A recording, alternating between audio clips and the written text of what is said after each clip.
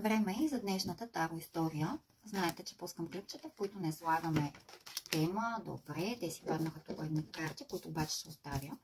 Знаете, че пускам такива клипчета, в които не слагам тема, а просто оставям картите да разкажат една история. И те вече започнаха да разказват, преди още ние да сме започнали. Така, днешната история ще бъде за влюбени хора, за любов, за щастие, за това, че някой трябва да се довери на Вселената и това, че се е уединил по някакъв начин, че се е затворил вътре в себе си, че се е демотивирал, трябва да се промени, защото ще му се предостави една възможност за просперитет, за проява на чувствата към човека, за когото мисли.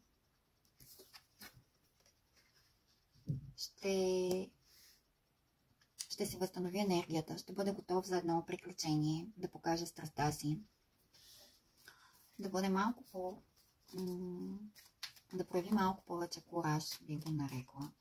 Бих казала, че сега е най-подходящото време да постигне това, което иска. Говорим цяло в любовен план, защото първата карта, която падна, беше тази на вдъхновението, на любовта, паднаха си любовниците.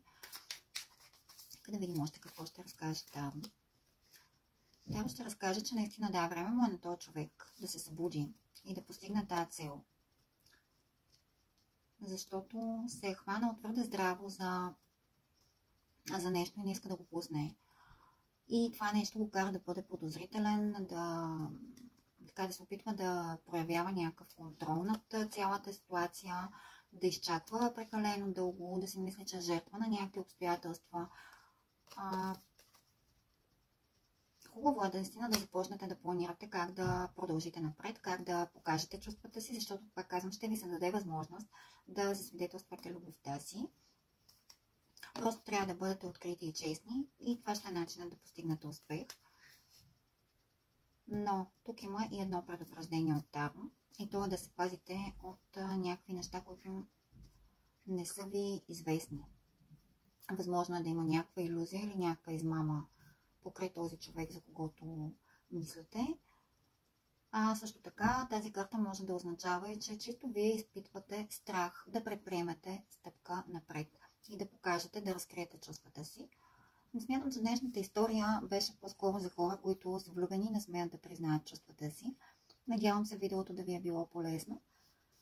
Ще се радвам да оставите коментарче отдолу, ако сте се припознали в него.